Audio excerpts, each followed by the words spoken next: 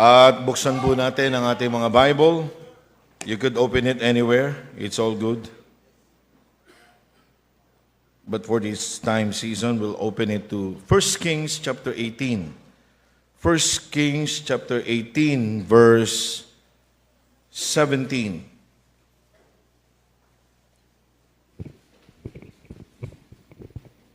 Hello, sound. 1 Kings chapter 18, verse 17, down to verse 30. Basahin po natin. I read verse 17, you read verse 18. Verse 17, and it came to pass when Ahab saw Elijah, that Ahab said unto him, Art thou he that troubleth Israel? Verse 18.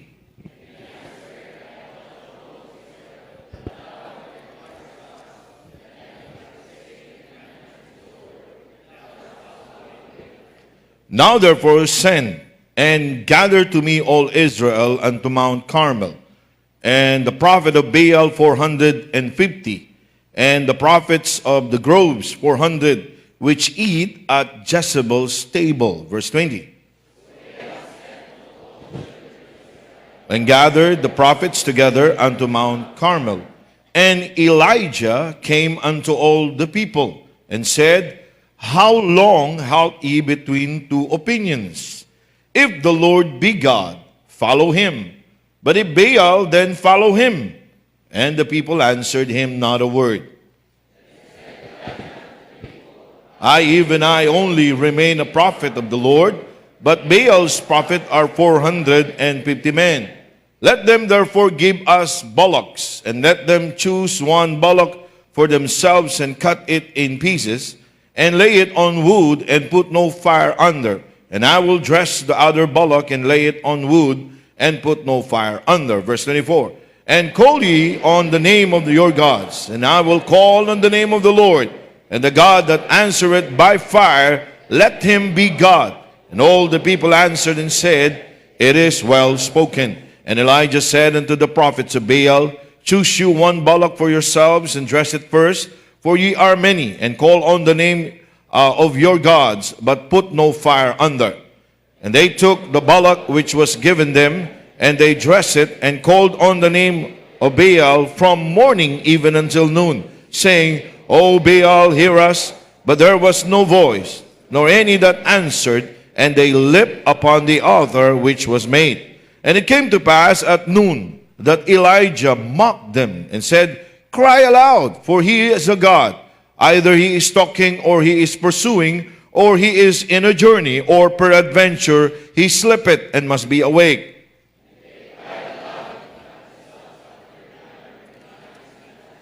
Till the blood gushed out upon them. Verse 29. And it came to pass when midday was past, and they prophesied until the time of the offering of the evening sacrifice, that there was neither voice, nor any to answer, nor any that regarded. Verse 30. And Elijah said unto all the people, Come near unto me. And all the people came near unto him, and he repaired the altar of the Lord that was broken down. Napakaganda ng challenge ni Elijah sa mga tao. In verse 18, makikita natin na sinagot niya ang hari. And he answered, I have not troubled Israel, but thou and thy father's house, in that ye have forsaken the commandments of the Lord, and thou hast followed Baalim. Alam niya na may 450 prophets of Baal, and then meron pang 400 prophets na kumakain, pinapakain ni Jezebel doon sa kanyang table, tumatanggap ng mali-maleta. Imagine niyo, ang tindi ni Elijah. Sabi niya, hindi ako, ikaw! At makikita natin yung mga talata, nagbigay sila ng offering, yung mga 450 prophets of Baal. And on verse 29, it came to pass when midday was past, and they prophesied until the time of the offering of the evening sacrifice, that there was neither voice, nor any to answer, nor any that regarded. Sapagkat alam natin, their God is a dead God. And I like boldness and the audacity of Elijah. He said, and Elijah said unto all the people, come near unto me. And all the people came near unto him, and he repaired the altar of the Lord that was broken down. Alam niyo po mga kapatid, in our days, there are many broken altars that needs to be repaired. It was forsaken by God's people, and the reason why there is a drought, 3.5 years, it is because God's people had forsaken the Lord. At yung mga propeta ni Baal, sila yung mga namamayagpag, and meron pang 400 na nandoon sa Jezebel's table. Would to God na kung anuman ang may mga bagay na kailangan nating i-repair, ay may i-repair natin. Amen? Tayo po'y manalangin. Panginoon, bless niyo po ang inyong salita na mahayag. This is not my word, this is your word. And thank you, O God, for our pastor, Dr. Ed Lorena. Thank you, O God, for entrusting the pulpit sa inyong lingkod. Bless niyo po ang inyong mga anak. And I know they're tired. I know they have work all the day. And Lord, help me as I help them. Help them, O God, as they retain your words, O God. Holy Spirit of God, please move upon our hearts. Makita po namin, Panginoon, ang kasaysayang ito, Panginoon, na nangyayari in a real time sa kapanahunan namin. And if we would not, hindi kami magiging maingat, Panginoon, kung ano ang nangyayari po sa kanila, ay pwede pong mangyari po sa amin. In Jesus' name I pray, amen. You may be seated. With the confrontation that happened many years ago, this is a confrontation between Elijah and the 850 prophets. I am reminded, and we are reminded of the conviction, the courage, and the compassion of the man of God here in San Pedro, Laguna. Amen? By the person of our pastor, Dr. Ed M. Lorena. Like Elijah, he confronted the king in his time, challenged him, and even the prophets in his time. Alam niyo mga kapatid, yan ang ginagawa ng ating pastor. Ang lahat ng mga programa dito sa Christian Bible Baptist Church ay simbolo, sigaw ng katotohanan at challenge sa bawat mga kapastoran at bawat mga churches na sumisinsay. May I remind each and everyone tonight and today that there is an ongoing battle. And there should be likes of Dr. Ed that will say like as Elijah did, come near unto me. Kaya-kayang sabihin ng ama ng tahanan, anak, lumapit ka, tignan mo kung ano ang aking ginagawa. Meron kayang mga ina ng tahanan ngayon ng sisigaw, anak, halika rito, tignan mo kung ano ang aking ginagawa para sa Panginoon. Area captain, area leaders, Bible student, mga full-time workers, mga miyembro, pwede ba natin sabihin, come near unto me, you see my zeal for the Lord. You see, the trouble was not, as said in chapter 18, verse 17, art thou he that trouble Israel? Minsan kapag tayo ay nakaranas na sabihan ka, ikaw yata ang nagbibigay ng problema dito ha. Kaya mo bang sabihin, katulad ni Elijah, hindi ako, ikaw. You see, ang lakas ng loob ni Elijah na sabihin yun sa hari. Imagine nyo, sa hari niya sasabihin. The trouble was the broken altar in verse 30. Tingnan nyo po. And Elijah said unto all the people, come near unto me. And all the people came near unto him. And he repaired the altar of the Lord that was broken down. At siya ang ginagawa ng ating pastor.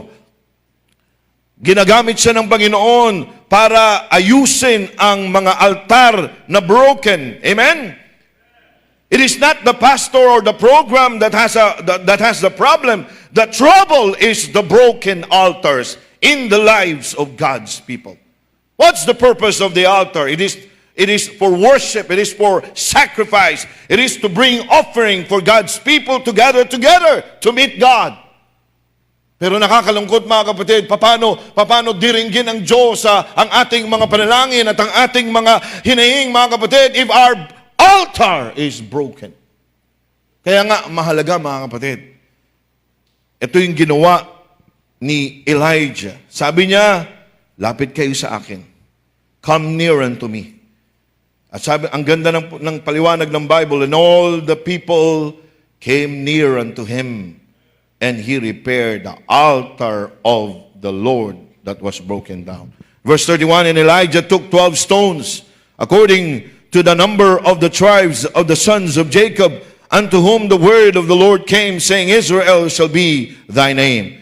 And with the stones he built an altar in the name of the Lord, and he made a trench about the altar as great as would contain 2 measures of seed. And he put the wood in order and cut the bullock in pieces and laid him on the wood and said, fill 4 barrels with water and pour it on the burnt sacrifice and on the wood.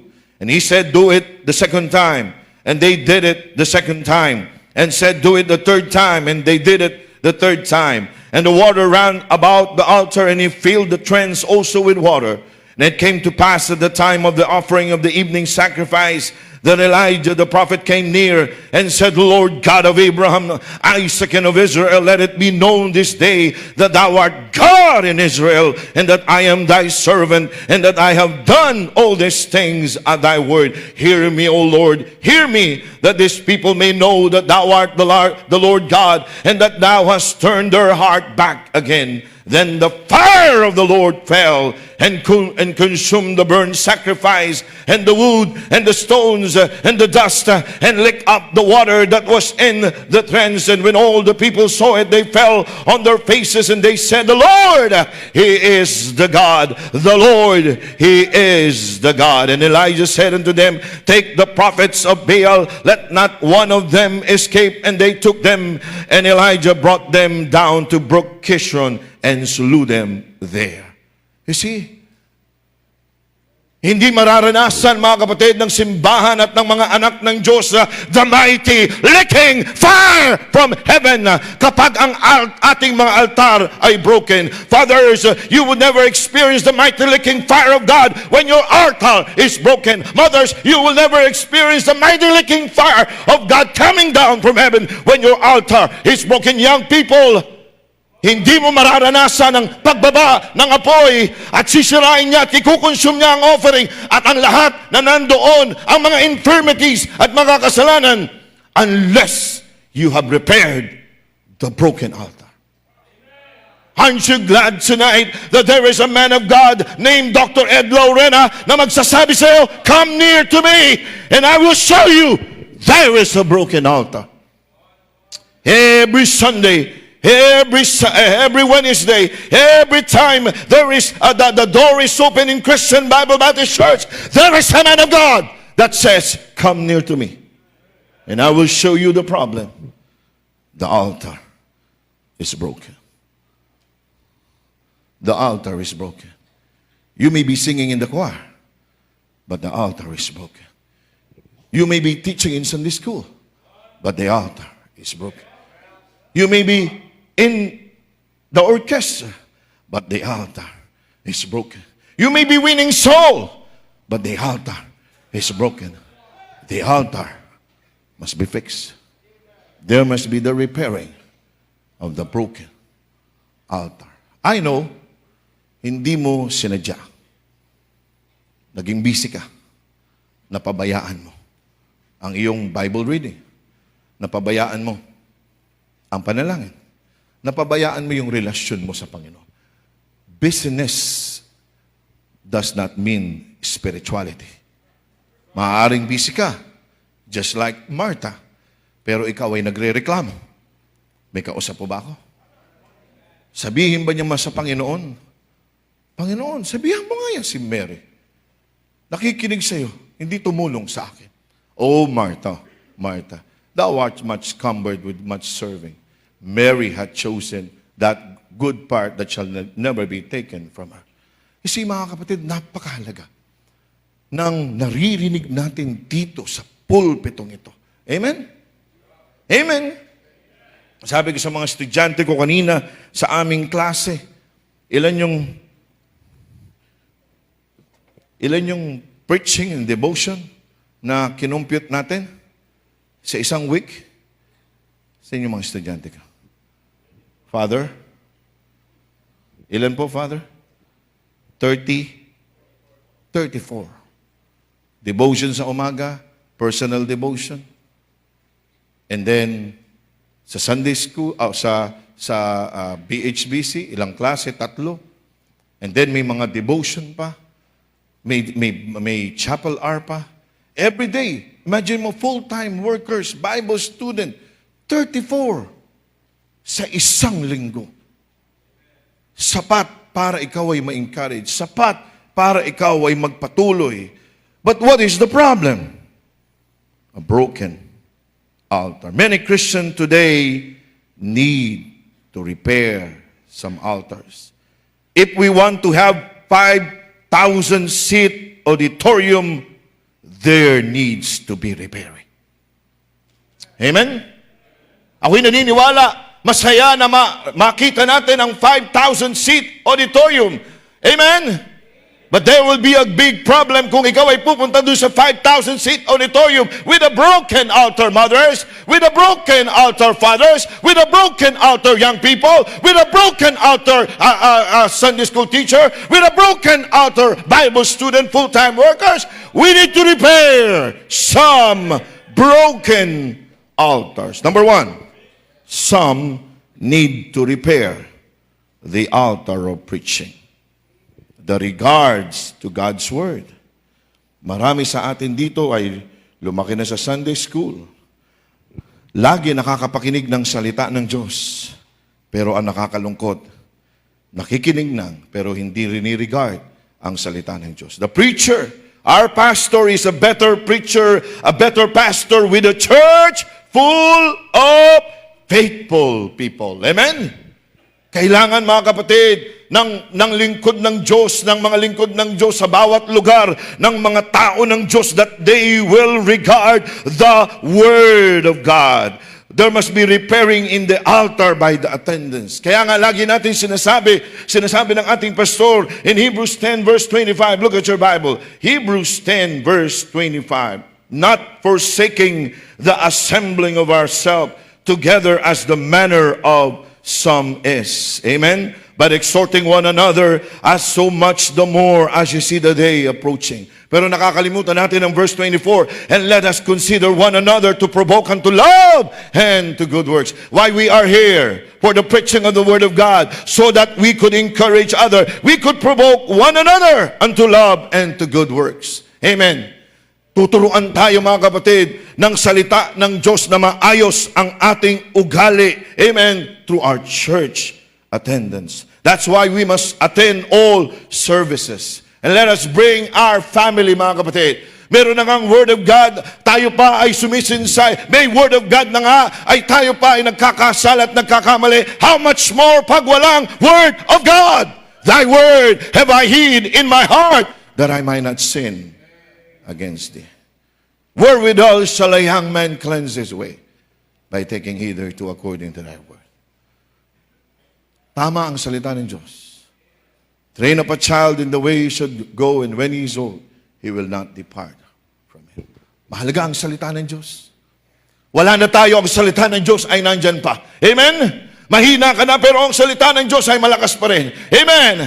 Maaaring ikaw ay nangangatog na, pero ang salita ng Diyos ay hindi mangangatog, sapagkat ang sabi ng Bible, heaven and earth shall pass away, but my word shall never pass away. The reason why we are in the Christian Bible Baptist Church is because we regard the Word of God, and the Word of God is the King James Bible 1611. It is the inspired, preserved Word of the living God. We believe it cover to cover. Amen. We believe the totality of the King James Bible.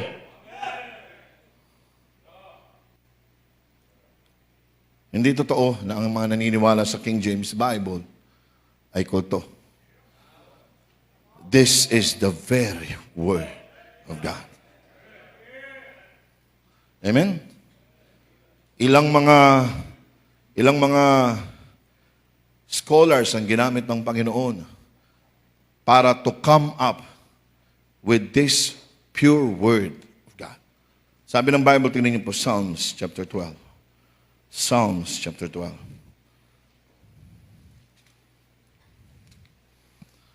Psalms chapter 12, the Bible says in verse 6, the words of the Lord are pure words, as silver tried in a furnace of earth, purified 7 times.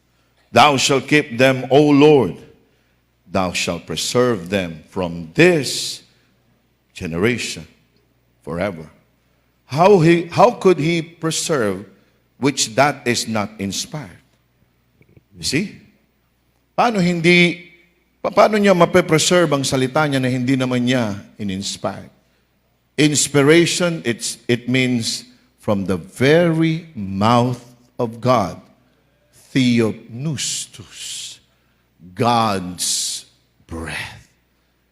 God's breathe on His word. Yung hininga ng Panginoon ay nandun. Ang ating hininga, corruptible. Huwag ka lang mag-toothbrush mamaya, corrupt na yan. Pero ang salita ng Diyos, ang kanyang hininga, walang kakurap-kurap. Amen? You see? That's why it's good to bring our family. Amen? It's good to bring our family to the church para mga kapatid, sila, yung regard nila sa salita ng Diyos ay tumaas. Pag bumaba ang regard ng tao sa salita ng Diyos, bababa ang regard niya sa kanyang pagkatao, bababa ang regard niya sa iyo bilang authority, bababa ang regard niya doon sa mga nakaupo sa authority, bababa ang kanyang pagkatao sapagkat siya'y galing sa Diyos. Repair this altar by attendance. Repair this altar by paying attention. Proverbs 4 verse 20 to 23. My son, attend to my words. Incline thine ear unto my sayings. Let them not depart from thine eyes. Keep them in the midst of thine heart. For they are life unto those that find them, and health to all their flesh.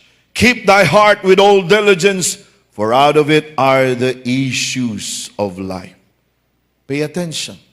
Huwag kang kukurap. Huwag kang matutulog. Huwag kang aantukin. Huwag kang makikipagdaldalan. Huwag kang titingin kung kanin-kanino. Huwag kang maniningil ng utang. Huwag kang magpapasingil. Amen? May kausap po ba ako? Sabihin mo sa kanya, mamaya na. Mamaya na. Alam ko, gold shot, pero mamaya na. Ito, more to be desired are they than gold. Yea, than much fine gold. Amen? Dapat mga kapatid, i-regard natin ang salita ng Diyos. Amen? Ang magbabago sa ating mga buhay, hindi ang pera, hindi ang edukasyon, hindi ang kayamanan, hindi ang prestige, hindi ang popularity, hindi ang posisyon. Ang mag-aayos ng ating mga ugali is the precepts coming from the Word of God. Repair this altar by our attitude. Ephesians chapter 4 verse 30 to 32. Dapat yung ating attitude ay maayos. And grieve not the Holy Spirit of God, whereby ye are sealed unto the day of redemption. Let all bitterness and wrath and anger and clamor and evil speaking be put away from you with all malice. And be ye kind one to another, tender-hearted, forgiving one another, even as God's, for Christ's sake, hath forgiven you. Amen? Alam niyo mga kapatid, minsan pagpunta natin sa church, sa auditorium, iba yung pakiramdam mo, masama ang loob mo, hindi ka natira ng pagkain, mas maraming kinain ng kapatid mo. May kausap po ba ako? Ang iba sa inyo hindi nakapagkape, amen? Nakapagkape kayo, hindi ganong mainit. Pagdating nyo dito, meron kayong masamang pakiramdam. At ang salita ng Diyos magpapaalis sa masamang espiritu na meron ka. May kausap po ba ako? Kayong mag-asawa, hindi magkadikit, hindi magkatinginan. Pero pag inayos ng salita ng Diyos, unti-unti lalapit ka na. Unti-unti lalapit ka na. At aakbay ka at magsasabi na, I'm sorry. See? Yan ang nagagawa ng salita ng Diyos. Naaayos ang ating mga attitude. Amen? Tuturuan tayo to get right with God and to stay right with God. Praise God for the preaching. Praise God for our pastor. He preached the Word of God, the unadulterated Word of God, the King James Bible, 16:11.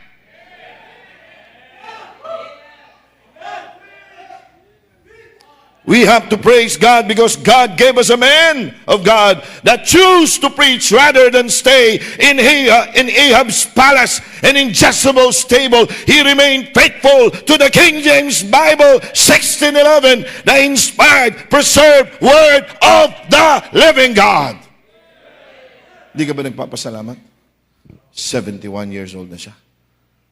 Kung saan-saan pa rin siya pumupunta. Nagpapahayag ng salita ng Diyos.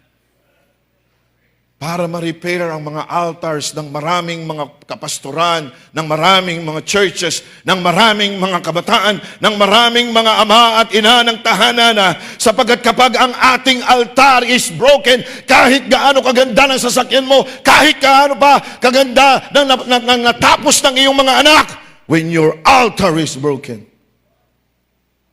there's no fire. There's no fire. There's no fire. May nagpipreach. Naghihingalo ka. Gusto mo nang umuwi. Gusto mo nang panoorin yung iyong Telekorean novela. You see? Number 2. Number 1, some need to repair the altar of preaching. Number 2, some need to repair the altar of prayer. Relationship with God. The preacher, the pastor is better preacher with praying people. Amen? Nung ikaw ba'y pumunta dito, nanalangin ka? Nanalangin ka ba na, Panginoon, kung sino man ang tatayo, Lord, patamaan mo ako. Para tama ang tatama sa akin. Kasi pag hindi tama ang tumama sa akin, may tama ako. May kausap po ba ako? We have to repair this altar with fervency in James 5 verse 16. Confess your faults one to another and pray one for another that ye may be healed. The effectual fervent prayer of a righteous man availeth much. Meron pa bang apoy? The heat of passion sa iyong pananalangin. O pag ikaw ay nanalangin, sabi ng ating pastor, generalize na, Panginoon, alam mo na ang aking mga pangangailangan. In Jesus' name I pray. Ikaw ba yung mananampalataya na pag-pray, paggising na ang amen?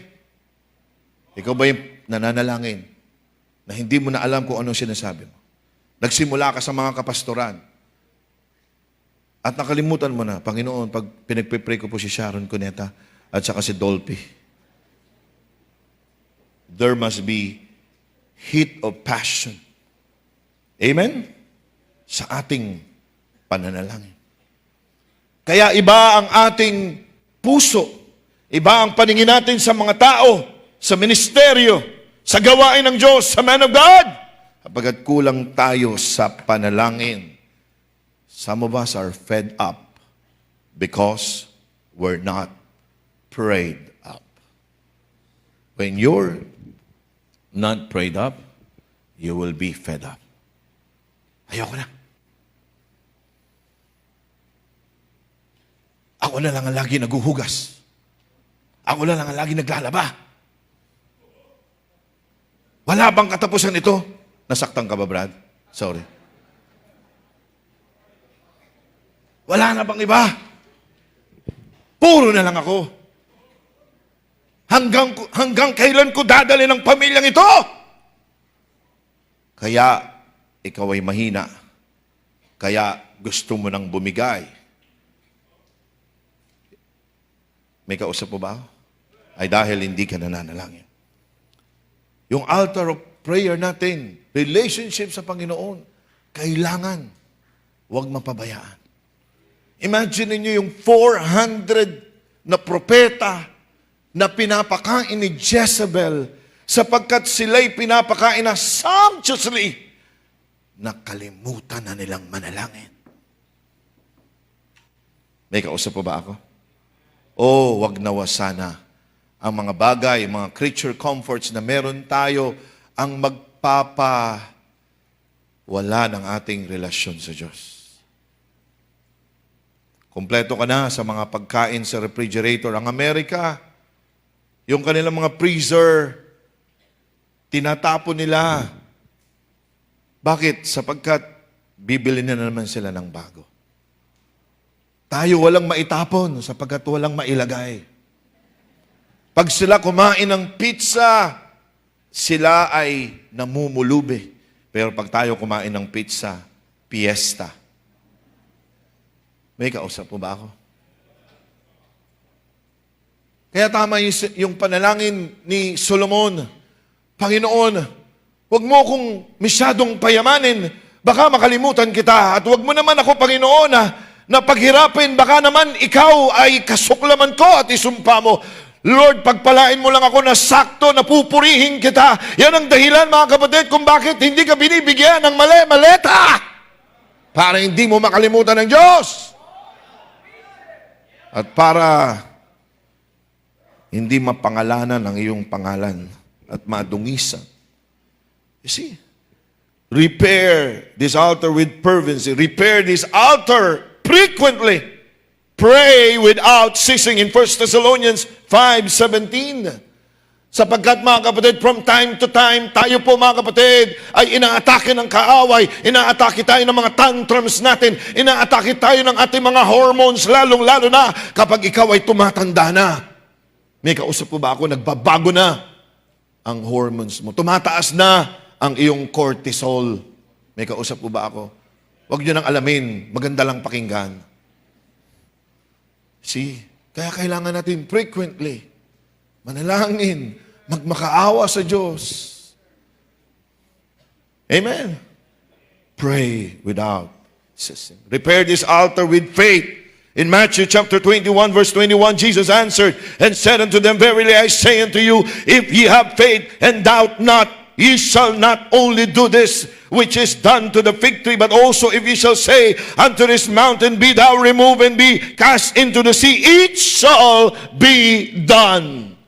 Yan ang lagi natin naririnig sa pulpitong ito sa ating pastor. Kung tayo'y mananalangin, manalangin tayo ng may pananampalataya na gagawin ng Diyos ang ating ipinapanalangin. Na kapag tayo nanalangin, nandyan lang ang Diyos at pinakikinggan niya ang ating panalangin. Minsan nakakalungkot pag tayo nananalangin, pag nanalangin tayo, ang sabi ng butiki, hanggang kisame lang. Faith is having confidence that He who has promised able to perform that which He has promised. Kaya ng Diyos. Amen? Kaya ng Diyos. Pero, meron kaya siyang matatagpo ang mga anak ng Diyos. Sasabihin, Lord, tama yan. Yung panalangin ko kulang na. Minsan nakakatulugan ko na. Hindi pa pala ako nakakapagbasa ng Bible. Hindi pa pala ako nakakapanalangin. Sorry, Panginoon. See? Porket alam mo nang mag-preach, porket sa kabisado mo na tumugtog, porket magaling ka nang umawit, hindi mo na kailangan ng panalangin. Pray without ceasing. Amen? Number 3. Ano po yung number 1?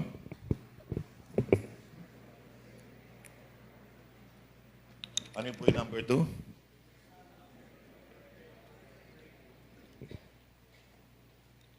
Relationship. Number 3, some need to repair the altar of purpose. Reason why we exist. Ano yung number 1? Ano yung number 1? Regards to God's Word. Number 2, relationship. Number 3, reason why we exist. Purpose. Dapat i-repair natin yan, yung purpose natin. Ba't tayo nandito? Kasi kailangan ng ating pastor, ng mga lingkod ng Diyos na nagtatrabaho, serving people. Amen! Hindi niya kailangan ng mga naglalaro, hindi niya kailangan, mga kapatid, ng nakikipag-fellowship lang. Ang kailangan niya ang mga taong nagtatrabaho para sa Kanya, para sa gawain ng Panginoon, para sa Diyos. The prophet of Baal, 450, remained outside the will of God, while the 400 were fed on Jezebel's table. Praise God that we have a man of God that keeps reminding us that why we exist and why we are still living, not for ourselves, but for the Lord, mainly. Amen? That's why we will repair this altar by serving the Lord in Acts 1 verse 8. And ye shall receive power after that the Holy Ghost has come upon you. Mga kapatid, may kapangyarihang available sa bawat isa. Amen? Amen? Sabi ng ating pastor, dapat lahat naglilingkod, hindi dapat na nakatingin lamang, hindi dapat nakaupo lamang, dapat sa area may evangelistic, sumama ka. Kung hindi ka makakasama, pwede ka mag-pray. Kung hindi mo kayang mag-pray, pwede ka magbigay, pwede ka mag-invite. Mga kapatid, all of us can serve the Lord.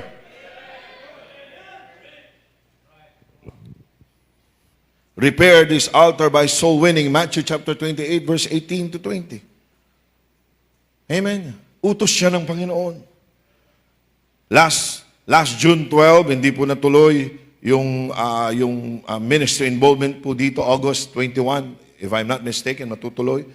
Pinagpaalam ko kay Pastor, sabi ko, Pastor, pwede po kaya kami magkaroon ng soul winning clinic. Nagkaroon kami ng soul winning clinic, half day lamang mga kapatid, preaching sa umaga, and then nagkaroon kami ng demo, and then one-on-one sa mga membro, and then lumabas kami, nag-win ang kaluluwa, 90 got saved. Wala mang isang oras. Then nag-fellowship po kami, kumain po kami sa tanghalian, June 12. Ang sarap, mga kapatid, na ang mga tao, we are 40 in attendance, na mga kasama mo ay nag-win ng kaluluwa para sa Panginoon. Amen! Kung ikaw ay ang soul winning seal mo ay nawala na, sumama ka sa iyong area, alamin mo ang iyong kilalanin mo ang iyong area leader, sumama ka sa iyong area, o maaaring ikaw ay nasa trabaho, magdala ka ng tracts, magprint ka ng tracts at bigay mo sa kanila, because all of us could be a witness for the glory of God. Repair the altar. The purpose why you are here. The purpose is not just to eat. The purpose is not just to work. The purpose is not just to serve others. Serve your mom and dad. That's good. That's great. But the best, serve the Lord. Nandito tayo, nag-i-exist tayo. Buhay tayo at pinananatiling buhay ng Diyos para sa kanyang kaluwalhatian. Amen?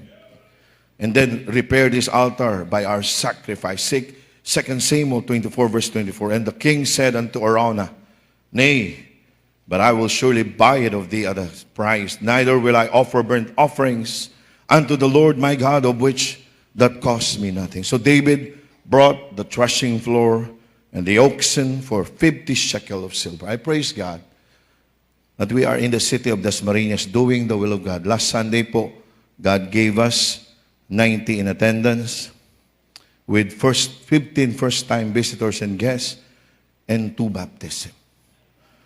Mas masaya na nasa kalooban ng Diyos. You see? Sabi ko kay Pastor Ed, nung nag-usap kami, sabi ko, Pastor, kung ano po ang gusto nyong patulungin niyo po sa akin, mga missionary, I'll do it. Sabi ni Pastor sa akin, mas maganda pagpastoran mo ang Dasma. Yung anak ko nga pag naririnig ng pastor, natatawa siya. Hindi niya patanggap na pastor ang tatay niya. Pero masarap gawin ang kalooban ng Diyos. Hindi ko po sinasabi, wala ako sa kalooban ng Diyos nung nandito po ako. May kausap po ba ako? Pero kung ang kalooban ng Diyos ay umalis ka, magsimula ka ng gawain, tumulong, yun ang the best. May kausap po ba ako?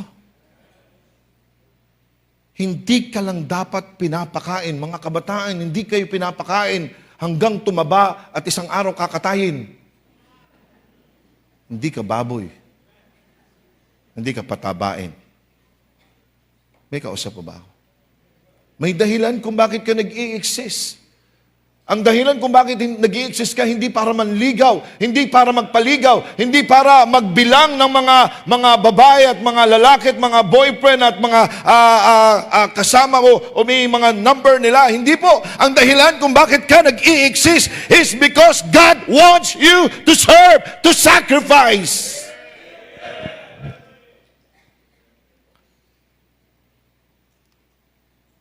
Maraming gustong bumili ng conviction ng man of God nung siya'y nagsisimula dito. Pero salamat, hindi niya pinagbili. There you are, 47 years. Pinagpala ng Panginoon. And we're praying for 5,000 seat auditorium. Bakit? Amen? Alam niya ang dahilan kung bakit siya nag-i-exist. Bible student, ba't kayo nag-i-exist? By the way, ang Bible school, hindi 6 years. Hindi 7 years. Dapat nga, 4 years lang. Amen? Pero nasa 5 years ka na, 6 years ka na, tapusin mo na. May kausap po ba ako? Bigay mo yung the best mo. Kuhanin mo na yung training. Kayo na tumutugtog dyan. Tugtugin nyo na lahat, wag lang ang rock and roll. Choir members, habang nandito kayo, bigay nyo yung the best nyo. Amen? Mga ushers, suportahan natin ang lingkod ng Diyos. Kailangan niya ng maraming mga ushers, maraming Sunday school teacher, maraming mga choir members that are ready serving the Lord with fervency. We need to repair this altar. Number 4, last. Some need to repair the altar of the power with God. Tingnan niyo mga kapatid, no? 450 prophets of Baal, pinagsusugatan nila ang kanilang sarili. Sumisigaw na sila, umiiyak na sila, lahat ginawa na nila. Pero anong sabi ng Bible? Tahimik ang langit. Tingnan niyo po mga kapatid. Verse 28, and they cried aloud and cut themselves after their manner with knives and lances, till the blood gushed out upon them. And it came to pass when midday was past, and they prophesied until the time of the offering of the evening sacrifice, that there was neither voice, nor any to answer, nor any that regarded. Why? Because the altar is broken. Walang kapangyarihan. Walang mighty licking fire of God. We need the renewing and the reassuring power of the Holy Spirit of God. The preacher, our pastor, is better pastor with a spiritual and empowered people. Kailangan niya ng mga area captain that are renewing and reassuring, having the power of the Holy Spirit of God. Mga ushers that are empowered by the Holy Spirit of God. Mga Sunday school teachers, mga choir members, na mga adults, mga young people, mga Bible student, mga full-time workers, members that are empowered by God. Wala man tayong pera, wala ka man hindi man magandang edukasyon mo, hindi ka man matalino kapag ikaw ay puspos ng banal na espiritu. Amen. Amen. Maaabot po natin mga kapatid ang 5,000 seat auditorium. Repair this altar by having a right spirit. Psalms 51 verse 10. Create in me a clean heart, O God, and renew a right spirit within me. Renew means repair. I-repair mo, Panginoon, ang aking espiritu. Imagine mo, ang Diyos ay hindi limitado. Nalilimitahan siya kasi yung altar mo ay broken.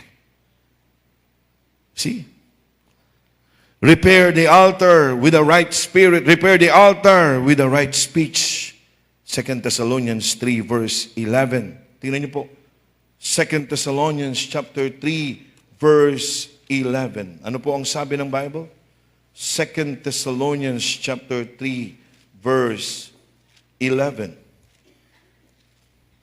3 verse 11. For we hear that there are some which walk among you disorderly, working not at all, but are busy bodies. Now them that are such we command and exhort by our Lord Jesus Christ, that with quietness they work and eat their own bread. Mga kapatid, ayusin natin yung ating mga speech. Amen? Amen? Mga young people, huwag kayong magreklamo. Magpasalamat kayo. Alam niyo kung bakit walang kapangyarihan ang Diyos? Hindi dahil limitado ang Diyos, kundi nalilimitahan siya kasi yung iyong ugali, yung iyong puso. Kami naging Bible student, pero hindi kami nagreklamo. Hindi namin sinabi sa aming mga magulang kung ano ang nararanasan namin. Hirap, mga kapatid, sa Bible College, sapagat hindi sila ang tinawag, kami ang tinawag. May kausap po ba ako? May kausap po ba ako? Hindi lang naluunawaan. Ikaw ang nakakaunawa. At kayo mga magulang, pag nagsumbong ang inyong mga anak, anak, pinasok mo yan, kayanin mo. Suportahan ta ka. See, repair the altar of having the right speech. And lastly, repair this altar by having a right surrender. Kailangan ng simbahang ito, ng ating pastor, ng mga tao na magkakaroon ng right surrender. Anong right surrender? Present your body as a living sacrifice, holy, acceptable unto God, which is your reasonable service. And be ye not conformed to this world, but be ye transformed by the renewing of your mind, that ye may prove what is that good and acceptable and perfect will of God. Kailangan natin may mga taong magsusurrender sa gawain ng Panginoon. Tonight, God is calling everyone to repair some great things in our lives. Come to the altar of God and be renewed